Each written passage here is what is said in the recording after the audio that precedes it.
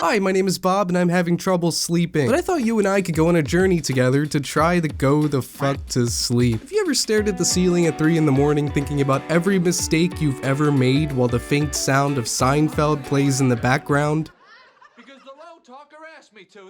Yeah, me neither. A couple years ago, about 7 years ago, I made a video about how to stay up for a significantly long time. I like to watch this specific video every time I want to pull an all-nighter, and I've been coming back to it every time since 2018. I have watched this like 30 times in the past 4 years. In front of her, I'm 9 years old, she's 8, and I don't like when you cuss. Please stop doing that. Fuck, I'm sorry. sorry. I didn't mean to do I made a video about not sleeping. When I was really young, my friend and I would try to stay awake by putting ice water in a bathtub and dunking our heads in it to try to stay awake. And it's kind of funny that back then I had maybe some issues with falling asleep. Flash forward to my early 20s and it is now a genuine problem. I can't sleep. And it makes me wonder, am I stupid or something? Don't answer that, because I could see you typing that goddamn comment and I'm not sure I'm entirely the issue. Sure, a lot of it might be my fault, but I've also never done anything wrong in my entire life. I am a perfect f***ing angel. Hey, look at that, the censor button's working again, that's good. The real culprit is fidget spinners. I think we live in a day and age where it's really hard to sleep because of the various stressors and fancy gadgets of the 21st century. By the way, if you're looking at like 5 different tabs right now and you kind of just want me to get to the point, melatonin was kind of helpful. Okay, bye. No, but don't leave yet. Something really crazy is about to happen. You won't want to miss it. I got nothing. If you're still here, I made an honest attempt to research how to sleep in an age of high-speed internet and pervasive mental health problems that seem to be popping up more and more as I get older. You know, I found out I have OCD recently. I don't recommend it. It's kind of like the universe just spun the wheel and gave me one of the weirdest mental health problems I could imagine. Why do I have this? It's a bit ironic I can't get out of bed, but I can't sleep in it either. I figure being in bed all day means sleeping all day, but no, it doesn't. All right, step 1. Are there steps? I don't know, whatever. Let's do it, while slowly going insane in the process. Ooh, you're feeling very sleepy. Alright, it's the afternoon, and you know that you're gonna have trouble sleeping tonight, so maybe you do a few things to make that easier on yourself. These are just like typical things like exercise, eat healthy, follow the food the food circle. It's especially weird how the food pyramid had so much bread in it. Did you know that the US government worked very closely with Pizza Hut to invent the stuffed crust pizza for the sole purpose of helping the dairy industry? It's one of many strange things I learned about the government that makes me very skeptical of anything they tell me to do. So I decided to look at food scientists and see what they say about what we should eat every day to get better sleep. Actual scientists that aren't the government recommend fiber-rich foods like beans and oatmeal, and also stuff that's high in amino acids like poultry and fish. Interesting stuff too, like kiwi, cherries, milk actually, nuts and rice. If you like cashews, I like cashews. That's nuts. I like nuts.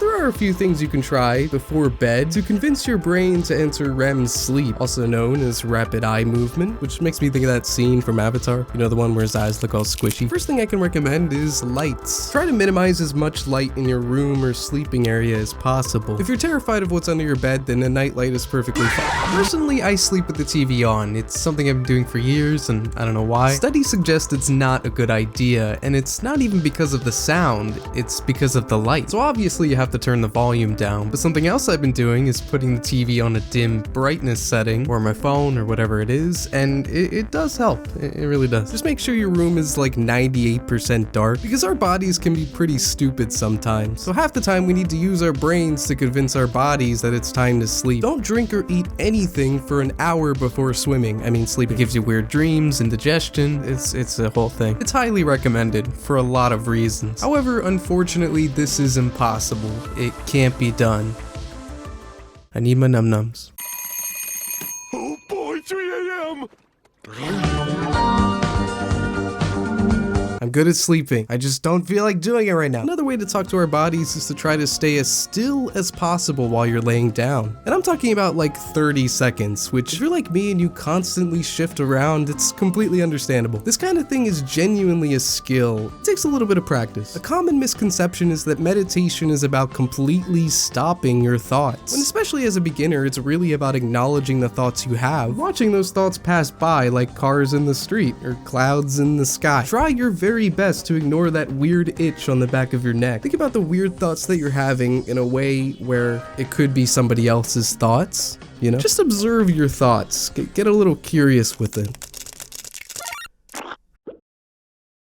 I guess we would look kind of weird with one giant nose hole. I told this girl I kind of liked a Yo Mama joke. Why does nobody talk about Pluto anymore? It's kind of rude that nobody even talks about it now. I used to wear a big coat everywhere I went. Like when I was in math class, my teacher got really pissed. Visualization can be a fun method to try. I don't know, make a cube spin in your head. Now there's 100 of them, and they're chasing you. If that's too scary for you, then, I don't know, imagine something else.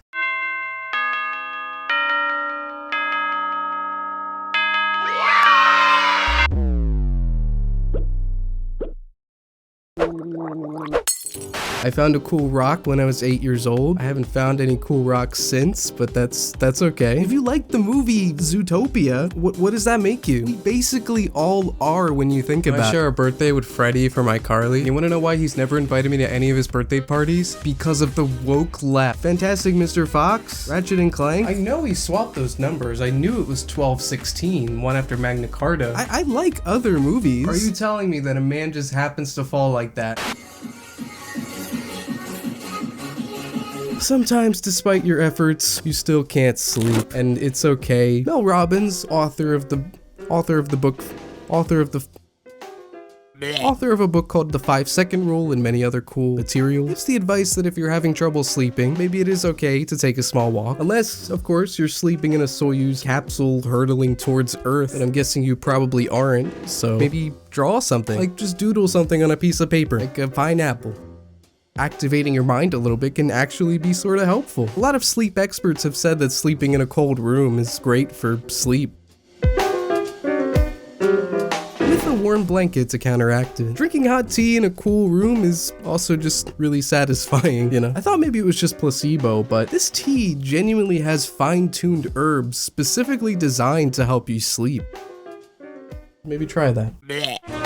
Something I mentioned earlier that really was super helpful to me was melatonin. It was the 10 milligram strawberry flavored. It tasted great, but the thing about it was the first time I tried it, I had the best 43 minutes of sleep I ever had. But the thing I found actually helpful was to take a much smaller dose of melatonin. I'm talking like 1 or 2 milligrams. If you're able to, I know this is a hard thing to do, but positive reinforcement can sometimes be helpful to sleep. Like if you say something nice to yourself, it doesn't have to be anything specific, just something like, I'm great. Why are you the way that you are? I hate so much about the things that you choose to be. Feel free to have a sense of levity about it. You don't have to overthink it. I am the golden god of this place. I reign supreme.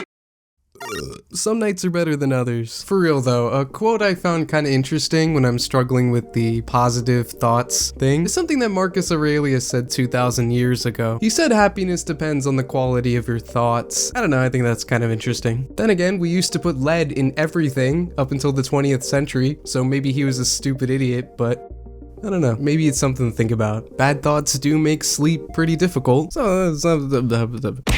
Well, the sun is coming up and I feel like a vampire that hates the sun. It's too bright, you know? Turn it down a bit, am I right? Sleep is tough. I know one thing I gotta do is lay off the caffeine, especially these things. I didn't mention it cause duh, but it is a drug that's persistent in over 100 million Americans in the United States. I really don't think that's talked about enough. It's just normal to drink a Starbucks coffee that has 1,000 milligrams of caffeine in it. It's kind of insane. But it's a difficult thing. We all have a vice, whether it's being addicted to a certain kind of sadness or tasty cakes spiked with caffeine. It's not an easy thing. Most people give the advice of sticking to a consistent routine, keep your phone out of your bedroom, but I feel like we know these things, you know? But the real question is, why aren't we doing them? And that feels a bit more complex. I started going to therapy recently, and I hope it helps tackle the deeper stuff, you know, the anxiety and things like that. You know you need it when your first thought after a session was, man, I talked about myself too much. It's insane, that's the entire point of therapy. But anyway, I wish you luck if you're going to bed right now. If you're doing all the right things and you're fairly healthy and you're still having trouble sleeping, then maybe it's time to talk to a doctor. I'm not an expert. I mean, I clearly am.